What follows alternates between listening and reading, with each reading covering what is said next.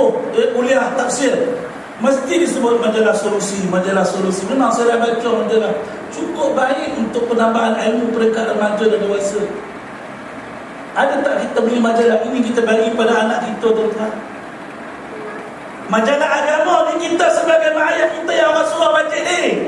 Itu satu cerita yang tak masuk surah majid. Itu cerita lain lah. Dia beli buku gila-gila tu anak dia dengan anak dah bersama jadi gila kan. Itu cerita lain. Ini kita hak mengaji, kita yang datang mengaji. Ada tak kita beli satu majalah agama sebab kita tahu budak-budak dia malah baca buku tebal-tebal ni. Kecuali lah kalau cerita dongeng rakyat, tu suka. Ataupun cerita fiction. Dulu saya ingat masa saya sekolah tu, kalau orang remaja sekarang tak tahulah, jadi dulu kan paling minat baca apa? Enid Blyton kan. Tu dia cerita yang paling digemari tu. Ya betul tak saya kan? Siapa yang aku tu pada zaman sama lah tu kan, Enid Blyton tu, dia beli tu tebal-tebal begitu, habis. Cerita fiction dia kata, benda suka tu. Itu golongan yang rajin membaca bulat buku. Yang bulat tak buku, dia beli buku apa? Dia beli buku gila-gila. Itu jadi gila terus. Tu dia. Tak ada ke satu jalan alternatif kita nak ayah yang kaki surau ke masjid ini, ya, ataupun kita yang ada kesedaran ini, kita belikan satu majalah seperti majalah agama yang semacam ini, yang banyak sekarang ni. Kita bagi dia hadiah setiap bulan. Tukar. Kau bacalah majalah ni nak. Ayah suka kalau kau baca ini. Ibu bagi majalah yang membentuk pendidikan wanita. Majalah Anis contohnya kan. Bagilah majalah tentang bagaimana membentuk wanita muslimah. Dia terbalik, anak tu juga, mak, ni buku apa ni? Ini buku remaja. Ini buku apa ni? Buku fashion. Ini buku apa ni? Buku macam-macam buku kita pun tak tahu. Sampai peringkat kita tengok hari ni, ya, orang boleh membeli buku sampai begitu tinggi kan. Jual balik kepada khabar lama 1 sen pun tak laku pun. Bertimbun-timbun majalah itu yang kita beli. Al-Quran yang semua 6,666 ayat atau 6,326 atau 6,236 tak pernah habis kita baca. Cubalah kita renungkan perkara ini. Hadirin yang dirahmati oleh Allah sekalian, adik-adik yang Ustaz kasih sekalian. Oleh kerana itu, ya, untuk menjadi generasi yang soleh, orang yang soleh, ya, kita kena tahu apa dia soleh. Ustaz nak tanya seorang lah daripada adik-adik, ya. Kalau dapat jawab, Ustaz bagi hadiah, tapi hadiah kena minta dengan Cik Din. Pasal dia susah. Ustaz tak boleh bagi. Ya, yang kecil-kecil ni, kita tanya yang kecil-kecil. Apakah makna soleh? Siapa boleh jawab? Soleh itu makna apa? Yang dikatakan soleh, sod alif lam ha, soleh, bukan saleh. Saleh tu mak saleh, bukan saleh, soleh. Bagus. Bagus ya. Soleh maknanya baik. Nanti kita minta ya. Soleh maknanya baik. Jadi nak jadi anak yang soleh bermakna jadi anak yang baik. Baik macam mana tuan-tuan? Kalau dia kata pandai merepit, angkat apa nama tu? Pacak semua pacak. Basikal dia pacak, motor dia pacak, rambut pun terpacak. Betul tak saya cakap? Betul tak? Cuba bayang, ini baik tadi? Tak, jahat. Kalau bawa motor dia pacak, kalau bawa basikal dia pacak, kalau bawa kereta dia pacak ke? Coba bayangkan. Itu yang accident. Yang paling buruk sekali kalau dia bawa bas, dia pacak bas macam mana tuan-tuan. Dia jadi kat kepada driver. Itu dia pacak dia besar.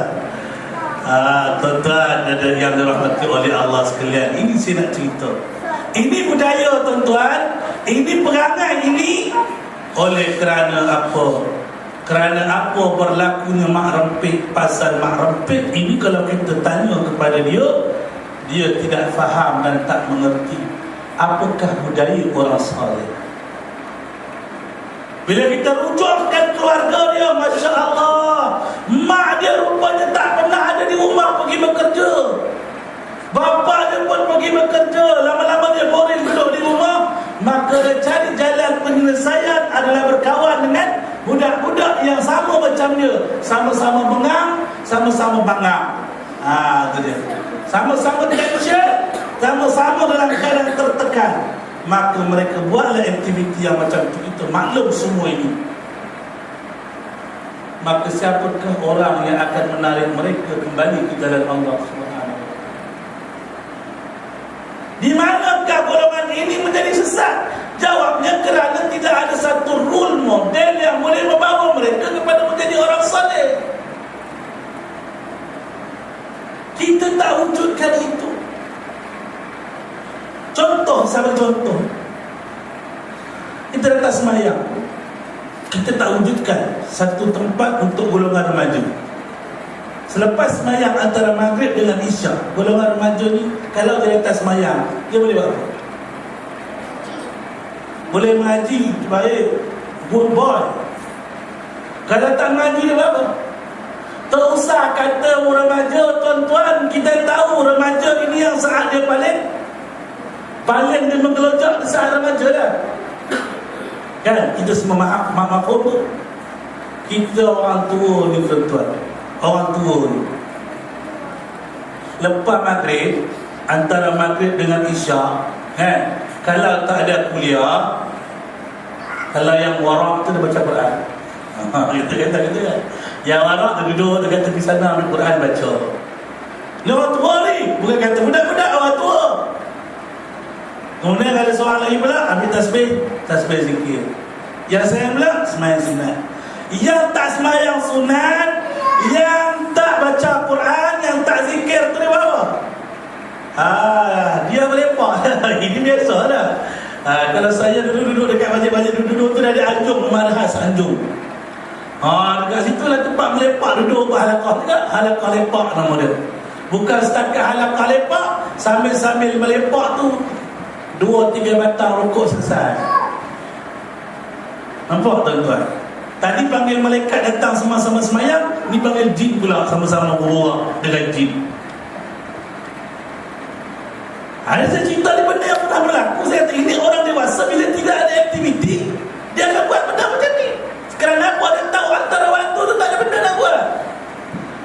Orang yang semayang, orang yang ibadah, dia tahu inilah waktu untuk kita banyakkan amal. Kerana pahala aku kurang, ibadah aku kurang, mendekatkan diri Allah. Tapi kita yang tak ada perasaan macam tu, dia je.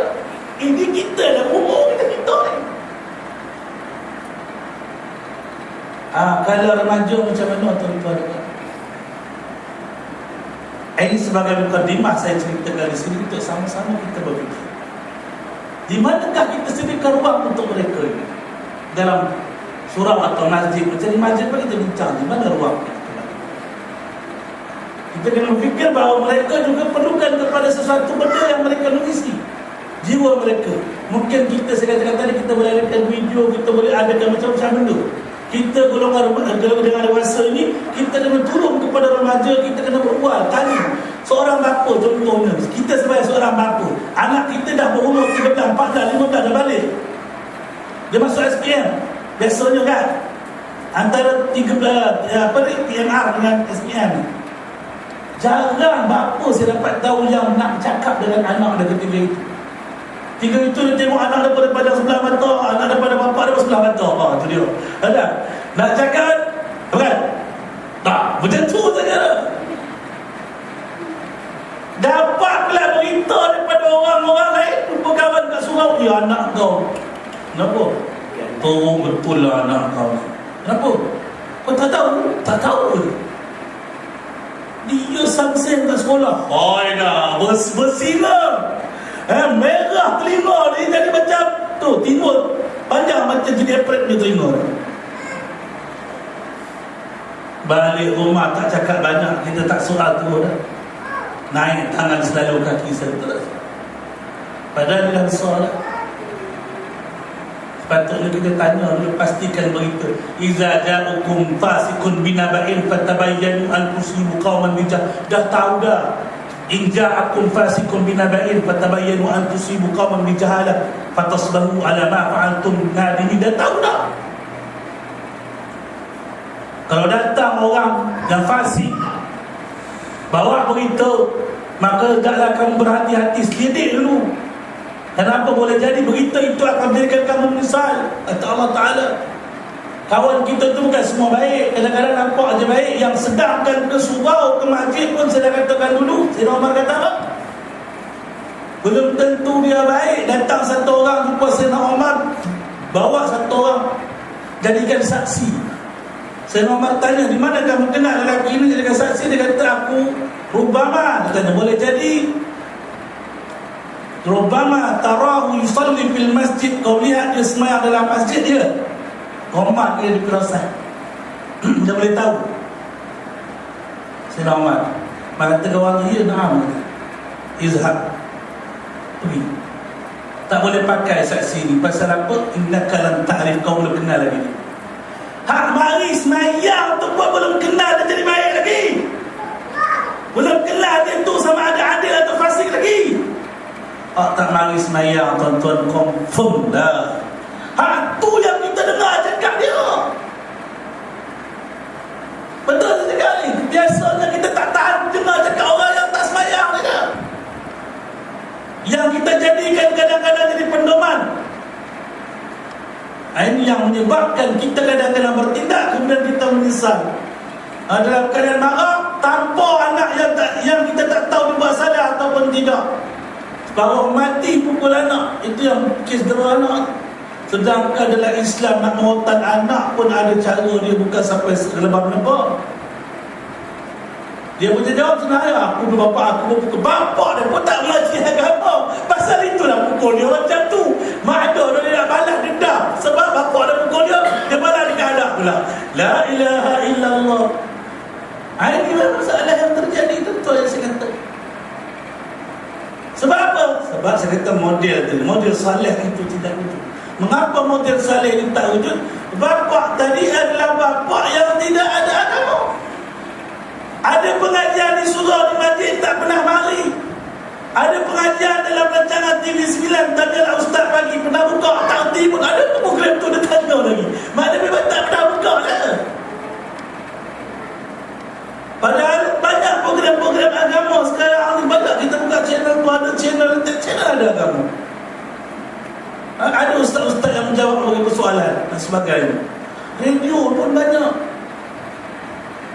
Saya sendiri, tuan-tuan, setiap pukul 6 ataupun lepas zuhur, saya akan buka channel Radio Selangor FM. Ada ceramah di sana daripada ustaz-ustaz yang bagus-bagus.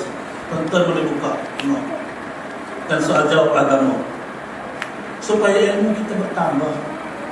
Bila kita bertambah ilmu, maka di situlah kita ada jalan bagaimana untuk menjadi yang saleh. Barulah anak tadi ada role model untuk ikut orang yang saleh. Saya tertarik macam khutbah Ustaz Aidil baca tadi siang. Siapa semayang kat masjid dia dengar. Tapi sayang tidur banyak. Allah. Inilah satu perangai bapak yang ada hari ini saya pun tak faham. Ngapalah bila datang sembahyang Jumaat tu mesti nak tidur je dah. Agaknya Pak Bilal, Pak Imam yang khatib yang baca khutbah tu kena ketuk kepala dia dengan tongkat tu lah. Baru sedar. Agaknya ataupun ambil tongkat tu ketuk dom. Tapi makruh pula, tak boleh. Makruh pula ketuk tongkat tu hukum dia. Tapi nak cerita ni perangai ni. Khutbah yang disentuh tadi cukup bagus. Perangai mak ayah yang ada. Bayar iuran sekolah malas sampai guru bertukar kerja daripada jadi pengajar menjadi ceti. Sebab apa? Pasal nak suruh mak ayah tadi bayar gaji, bayar iuran sekolah. Sekolah yang mengaji tu anak dia sendiri.